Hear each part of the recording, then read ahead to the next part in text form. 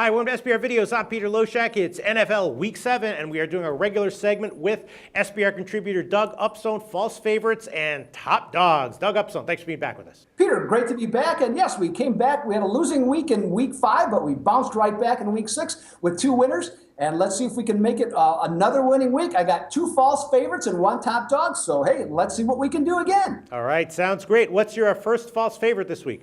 My first false favorite is the Green Bay Packers at home against Carolina. Now, Green Bay was great at the beginning of the game last week and the end of the game to win the game. But during the middle part of the game, they were outscored by Miami 24-13. Their defense has not been all that strong all year, giving up a number of long drives throughout the course of the season. And Carolina, now that they have Cam Newton back at full health to where he can throw the ball and be able to get out of the pocket and scamper for some big yardage, I think that's going to create some problems for Green Bay. Also, Carolina, when they're off a road game, they're 8-1 against the spread in their very next game. I think the Packers are a little bit overvalued here. They might. I still think that they'll win the game, but I'm not sure that I take them minus the 7 points, and I have them as a false favorite, Peter. All right, I hear you, Doug Upstone. I look at this game, and I was like, I just circled it. I was like, look into it a little bit more. You know, the line makes sense to me, and I'm not exactly sure what to make of both, Carolina and Green Bay right now. But you think they're a false favorite, and that does, I can certainly see why that might be. All right, your second false favorite of the week. Let's see. Is it going to be the Dallas Cowboys or not? What is it? Doug Upstone. Oh, Peter, you're reading my mind. Very good. It is.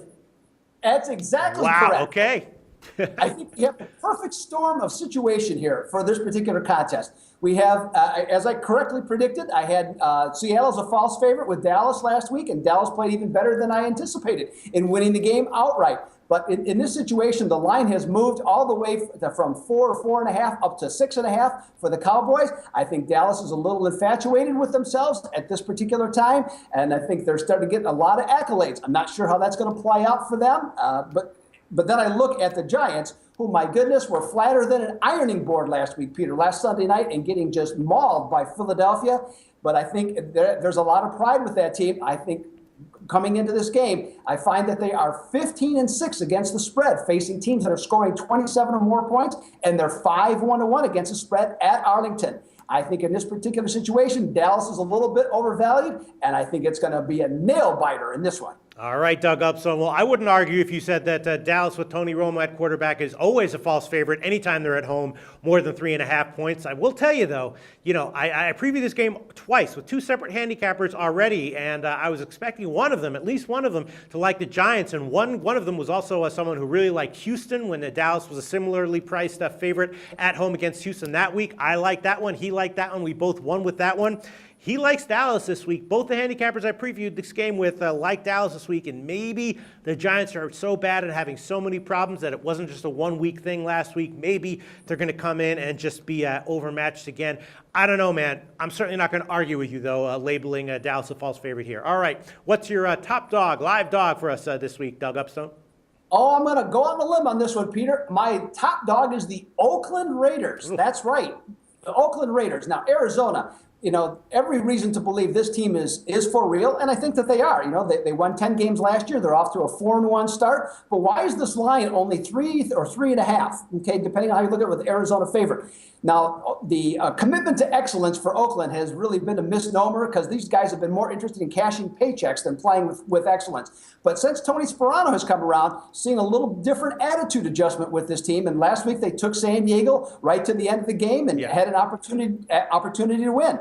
I think they'll come to play once again in this situation. I think Arizona has 2 big games with Philadelphia and Dallas on tap, and they're going to be facing a team on an 11-game losing streak.